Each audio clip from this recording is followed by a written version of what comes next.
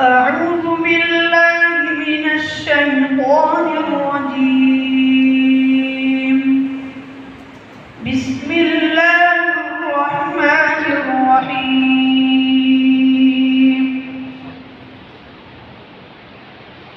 إن هذا القرآن يهدي للتي هي أقوم ويبشر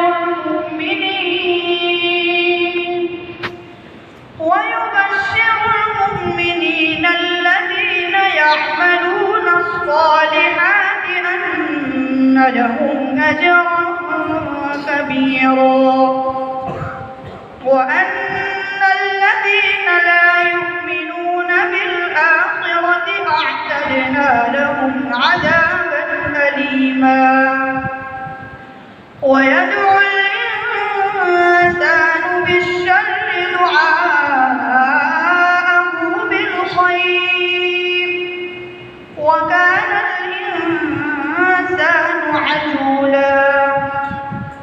وجعلنا الليل والنهار آيتين فمحونا آية الليل وجعلنا آية النهار مبصرة لتبتغوا فضلا من ربكم ولتعلموا عدد السنين والحساب، وكل شيء فصلناه تفصيلا.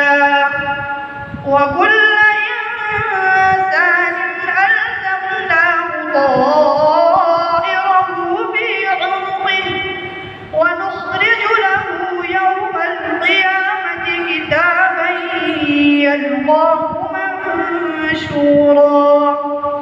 اقرأ كتابك كفى بنفسك اليوم عليك حسيبا. من اهتدى فإنما يهتدي لنفسه، ومن ضل فإنما يضل عليها. ولا